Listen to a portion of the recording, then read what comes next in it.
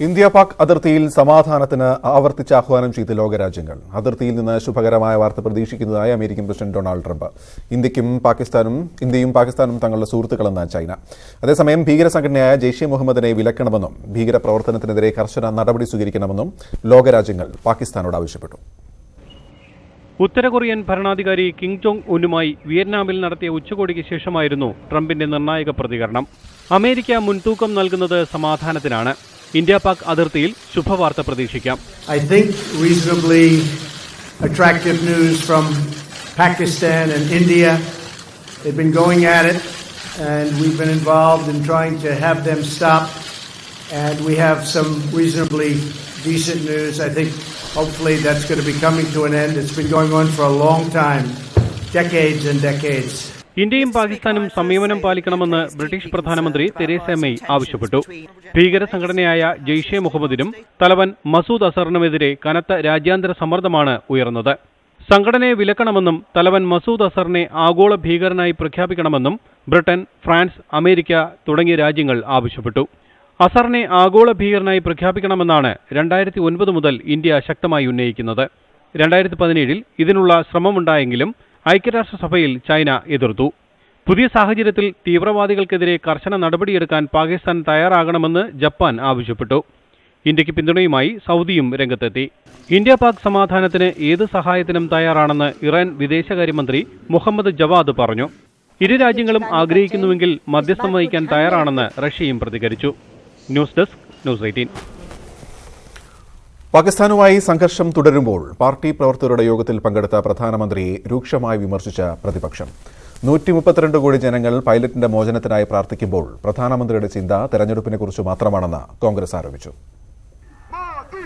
രാജ്യത്തെ 15,000 കേന്ദ്രങ്ങളിൽ നിന്നുള്ള പാർട്ടി പ്രവർത്തകരുമായി പ്രധാനമന്ത്രി നടത്തിയ സംവാദമാണ് വിവാദമായത്. മഹാസംവാദം എന്നു പേരിട്ട പരിപാടി ഇന്നു നടത്തുന്നതിനെ രൂക്ഷമായ ഭാഷയിലാണ് Congress വിമർശിച്ചത്. Really shocked us was at this point in time, or at a point in time when the nation wants its leadership to speak to it, the Prime Minister chose to address the booth workers of the Bharatiya Janata Party rather than address the nation. Pakistan കസ്റ്റഡിയിലെടുത്ത പൈലറ്റിന്റെ മോചനത്തിനായി 132 കോടി ജനങ്ങൾ പ്രാർത്ഥിക്കുമ്പോൾ പ്രധാനമന്ത്രി വീണ്ടും തെരഞ്ഞെടുപ്പ് ജയിക്കുന്നതിനെക്കുറിച്ചാണ് ചിന്തിക്കുന്നതെന്ന് രൺദീപ് സുർജേവാല. ഡൽഹി മുഖ്യമന്ത്രി അരവിന്ദ് കെജ്രിവാളാണ് പ്രധാനമന്ത്രിയുടെ സംവാദത്തിനെതിരെ ആദ്യം രംഗത്തെത്തിയത്.